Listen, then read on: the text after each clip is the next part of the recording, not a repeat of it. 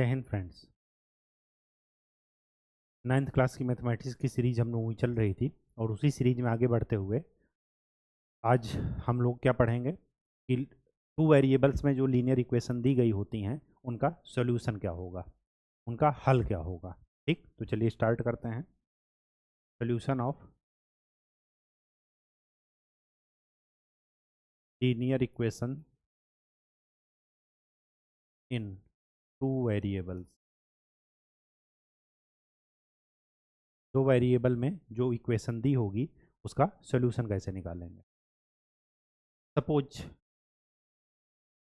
5x + 4y is equal to 100। कल वाला example ही लेते हैं, ये गिवन है। अब पूछा जाए इसका सॉल्यूशन क्या होगा, तो हमेशा याद रखिए when number of equations is less than number of variables, तो उसके इनफाइनाइट सॉल्यूशन होंगे। इक्वेशन कितनी है, एक ही इक्वेशन दी गई है तो इक्वेशन एक है। वेरिएबल कितने हैं, दो। जब इक्वेशन का नंबर, गिवन इक्वेशन का नंबर ऑफ वेरिएबल से हमेशा कम हो जाए तो हमेशा उसके कितने सॉल्यूशन होंगे, इनफाइनाइट। कितने सॉल्यूशन होंगे, इनफाइनाइट। ये आप देख भी सकते हैं, जैसे मैं इसी को सॉल्व कर रहा हूं। मैं क्या लिखता हूं, लेट। सबसे पहला है कि एक बार y को जीरो करते हैं, एक बार x को जीरो करते हैं। अगर मैं y को जीरो पुट करता हूं तो मुझे क्या मिलेगा, 5x = 100, तो x की वैल्यू 20। तो इसका सोल्यूशन क्या हो गया, पहले x कोऑर्डिनेट लिखते हैं फिर y कोऑर्डिनेट। इसको बोलते हैं ऑर्डर्ड पेयर। क्या बोलते हैं, ऑर्डर्ड पेयर की खास बात ये होती है कि जिस ऑर्डर पर ये लिखे जाते हैं उसी ऑर्डर को फॉलो करते हैं। मतलब ये हमेशा x रहेगा, ये हमेशा y रहेगा। इसको इंटरचेंज आप नहीं कर सकते। क्यों, क्योंकि मैंने आपको पहले ही बता रखा है कि x y is not equal to y x. अगर ये इक्वल है इसका मतलब कि x इक्वल टू वाई है। जनरल केस में ये इक्वल नहीं है। अगर इक्वल नहीं है तो x और y का ऑर्डर चेंज नहीं कर सकते आप। ठीक है, मतलब इसको कभी भी 0 और 20 नहीं लिखा जा सकता। चाहे रख करके देख लेते हैं। अभी हमने y की वैल्यू 0 रखा तो x की वैल्यू 20 मिली। अब अगर मैं x की वैल्यू 0 रखता हूँ तो y की वैल्यू क्या मिलेगी, 4y = 100, तो y की वैल्यू मिलेगी 25।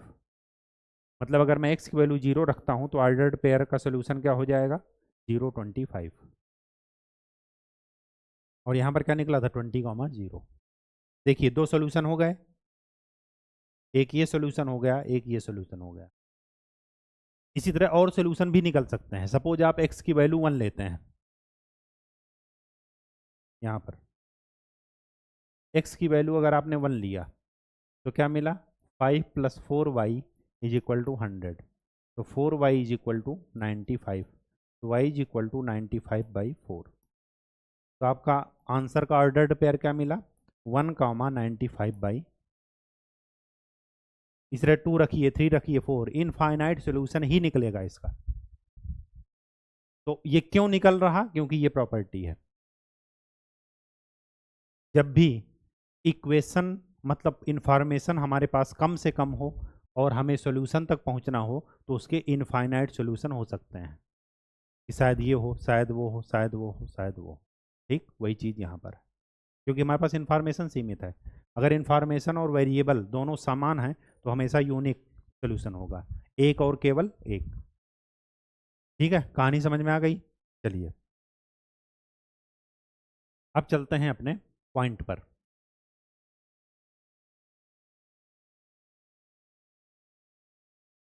क्या कह रहा, find 4 different solution of equation this. इसके आपको 4 डिफरेंट सोल्यूशन निकालने हैं। इसके ये तो कंफर्म है कि इनफाइनाइट सोल्यूशन होंगे। क्यों, क्योंकि वेरिएबल हैं 2 और इक्वेशन है 1। तो 4 सोल्यूशन निकालने हैं, तो 4 सोल्यूशन में से 2 सोल्यूशन तो हमेशा ऐसे निकालिएगा, एक बार एक को 0 रखिएगा, दूसरी बार दूसरे को 0 रखिएगा। तो पहला सोल्यूशन क्या होगा, जब हम x की वैल्यू 0 रखते हैं तो y की वैल्यू क्या मिलेगी 3, रख करके देख लीजिए। और जब मैं y की वैल्यू 0 रखता हूँ तो x की वैल्यू मिलेगी 6।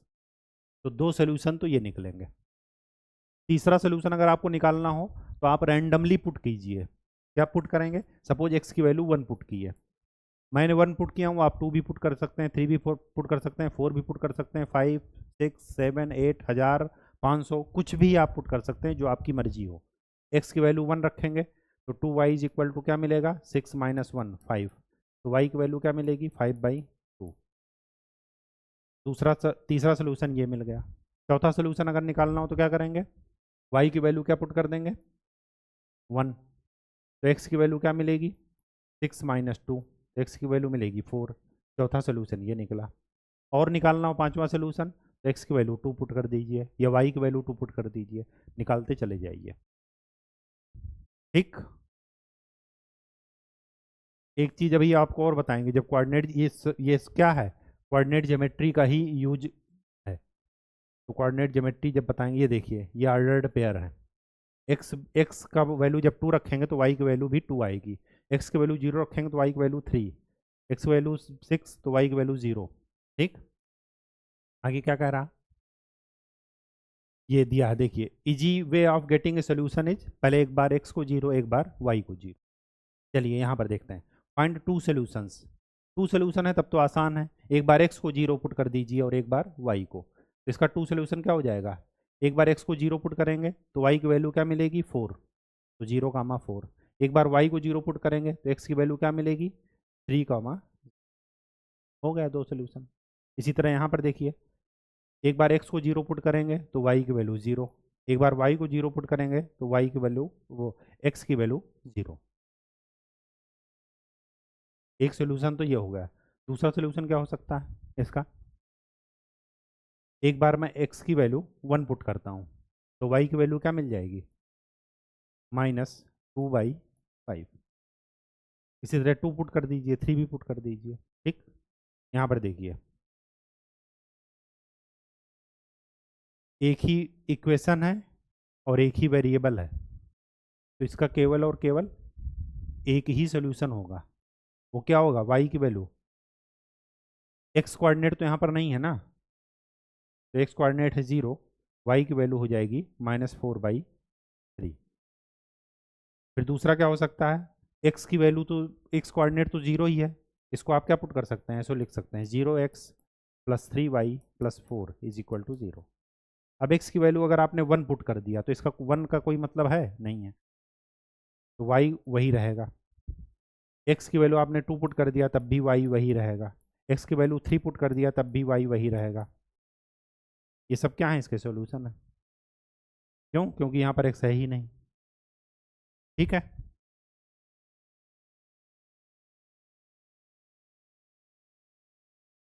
ये देखिए 0 1, आगे 2 भी पुट कर देंगे वही रहेगा भाई। एक्सरसाइज 4.2 चलते हैं।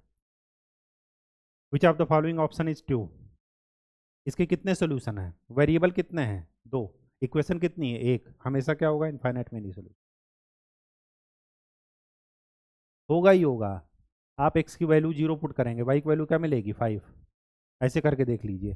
x की वैल्यू आपने 1 पुट किया तो y की वैल्यू क्या मिलेगी 8, x की वैल्यू -1 पुट किया तो y की वैल्यू क्या मिलेगी 2, पुट करते चले जाइए कुछ भी। ठीक, आगे क्या कह रहा है, राइट 4 सोल्यूशन, 4 सोल्यूशन लिखना है।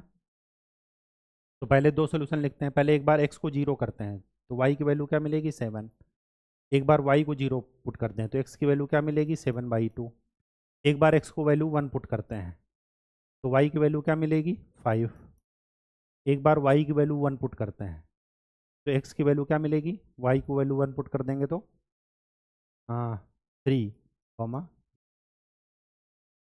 आपका आंसर सही है गलत, ये हर एक पॉइंट इसको सेटिस्फाई करेंगे। जब आप x के 0 y की जगह 7 रखेंगे तो answer left side right side के इक्वल आना चाहिए। ठीक है, तो आप इससे चेक भी कर सकते हैं कि आपका आंसर सही है या गलत। यहाँ पर देखिए x की वैल्यू एक बार 0 पुट कर रहे हैं आप, जब 0 पुट कर रहे हैं तो y की वैल्यू क्या मिलेगी 9, y की वैल्यू अगर आप 0 पुट कर रहे हैं तो x की वैल्यू क्या मिलेगा 9/π।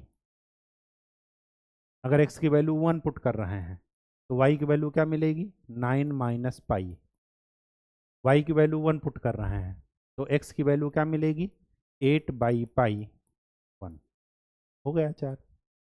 ठीक। चलिए यहाँ पर अगर आपने x की वैल्यू 0 पुट किया तो y की वैल्यू भी 0 मिलेगी। x की वैल्यू 1 पुट किया तो y की वैल्यू क्या मिलेगी 1/4। y की वैल्यू 1 पुट किया तो x की वैल्यू क्या मिलेगी 4। y की वैल्यू 2 पुट किया तो x की वैल्यू क्या मिलेगी 8। इसी तरह आगे कितने भी सोल्यूशन आप निकाल सकते हैं। आगे क्या करा check which of the following are solution of the equation. तो जो इसको सेटिस्फाई कर देंगे वो उसके सोल्यूशन हो जाएंगे, ये आपको पता ही है। अगर मैं x की वैल्यू 0 पुट करूँ यहाँ पर 0 और y की वैल्यू क्या पुट करूँ 2 तो -2 इंटू 2 कितना आएगा -4 और यहाँ पर कितना आ रहा 4। इसका मतलब ये इसका सोल्यूशन नहीं हो सकता। 2, 0 देखते हैं। 2 यहाँ पर पुट कीजिए तो 2 माइनस 0 क्या ये 4 के इक्वल है नहीं, तो ये भी नहीं हो सकता। इसको देखिए x की वैल्यू 4 y की वैल्यू 0 तो 4 minus 0 4 left side right side के इक्वल है, इसका मतलब ये इसका एक सोल्यूशन है। यहाँ पर देखिए x की वैल्यू √2 माइनस 2 y की वैल्यू 4√2 तो √2 माइनस 8√2 8√2 में से √2 गया तो क्या बचेगा -7√2। क्या -7√2 4 के इक्वल है नहीं, तो ये सही नहीं है।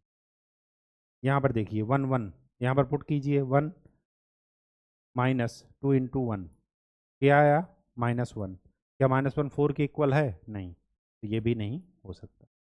चीज़ें बहुत ही आसान है, अगर वो इसका सोल्यूशन होगा तो इसको सेटिस्फाई करेगा ही करेगा। रख करके देख लीजिए अगर लेफ्ट साइड राइट साइड के इक्वल आ जाता है तो इसका मतलब आंसर सही है।